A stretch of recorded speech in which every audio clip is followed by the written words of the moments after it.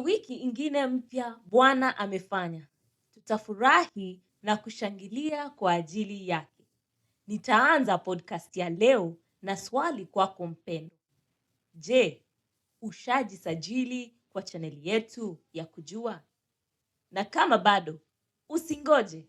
Nenda pale kwenye YouTube ujisajili ili upate kutazama kila tunapopeperusha vipindi vipya.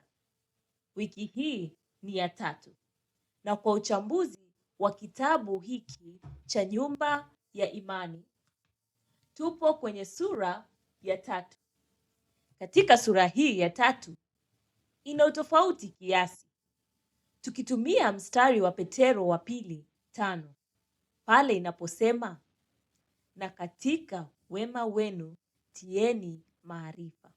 Hapo ndipo tunatoa mada ya wiki hii, ambayo ni mapazia ya maarifa.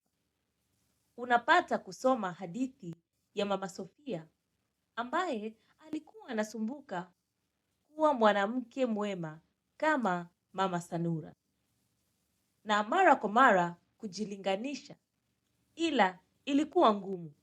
Baada ya hadithi hii, maswali ya kujibu juu ya hadithi inafuatilia.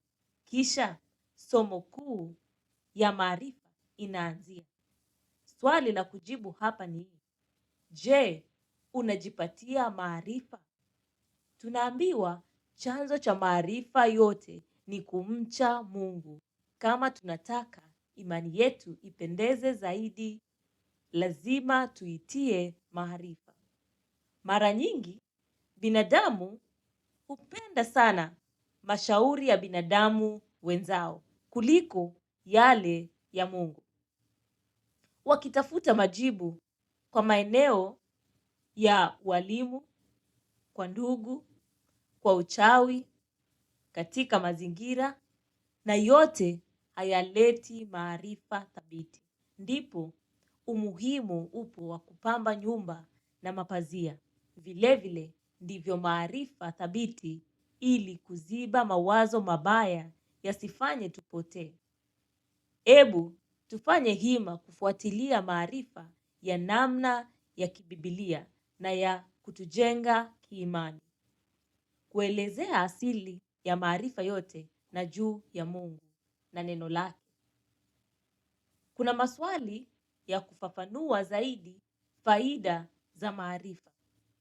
Tunaona kwa uwazi kwamba maarifa si ya ghafla, lazima kuitafuta kwa bidii.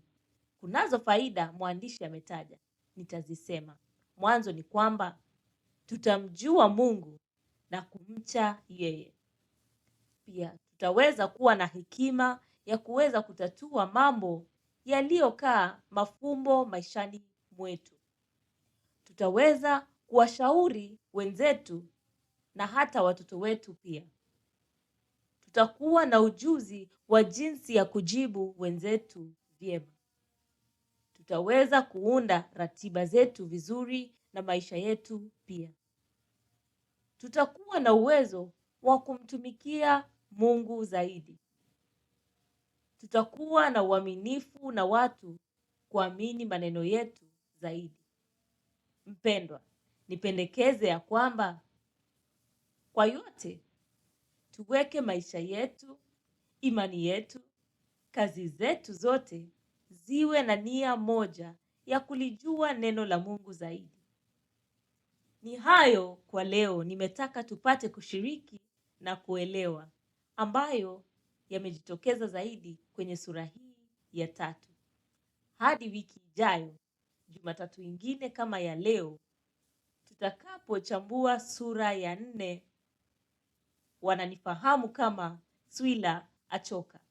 Nasema shukrani kuu kwa kujiunga nami hadi tamati. Muwe na siku njema.